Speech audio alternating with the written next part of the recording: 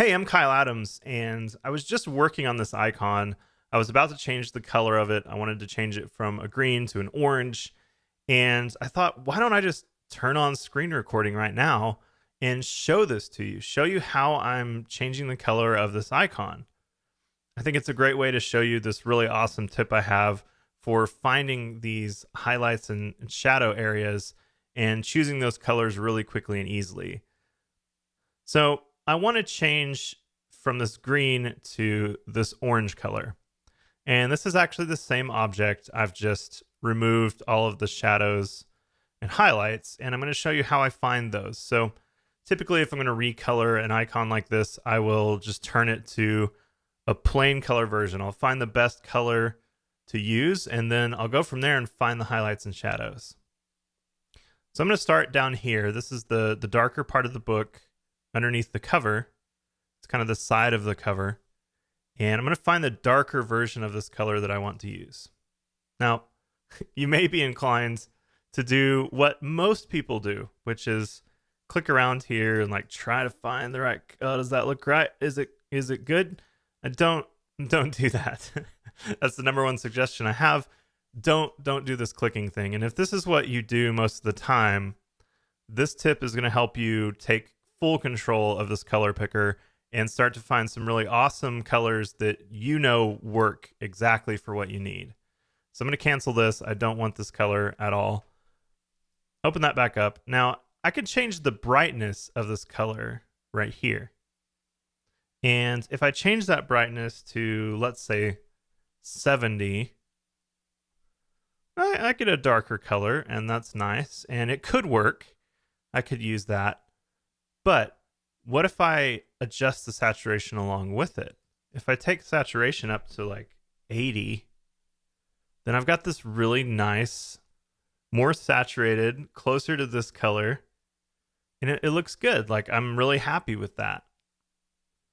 So the real trick to this, and I'll select this to start working on this to show you that process again. The real trick is to use HSB.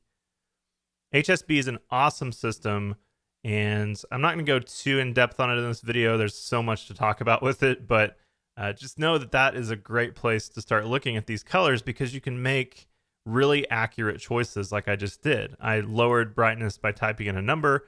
I increased saturation by typing in a number, and I didn't click in this thing at all. The thing that you need to pay attention to is which direction are these things going. Typically for darker colors, you want to go this direction. And for lighter colors, you want to go this direction. So you're decreasing saturation and increasing brightness, or you're decreasing brightness and increasing saturation. Those two things are super powerful to remember because that will always get you a really good result. Now, there are some colors that don't work super well with this.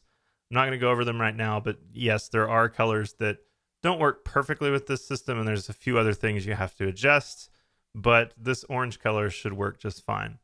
So I need a lighter version for this strap, and I'm going to increase the brightness to, let's say 95%. And that's nice. It's a little bit brighter, but as you can see, it looks a little more saturated than this color.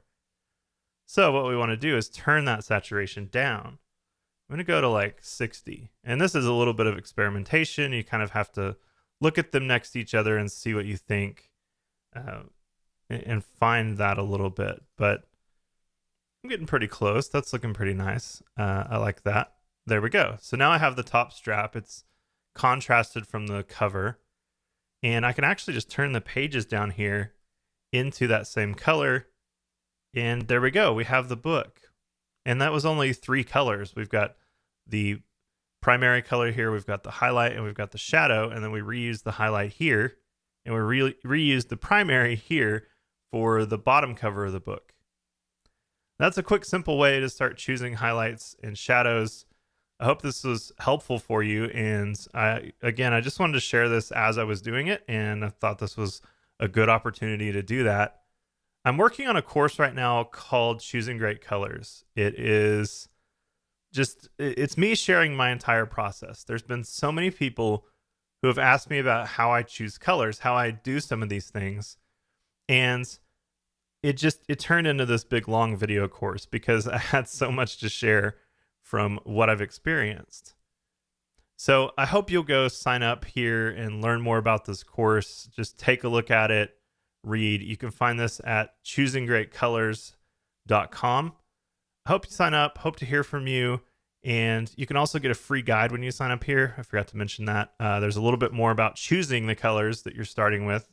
And I'm just really excited about this course. I've been working on color for a while now. I've been working on these videos, and I hope to share this with you soon. Hope you'll sign up. I hope you'll subscribe, and I will talk to you in another video.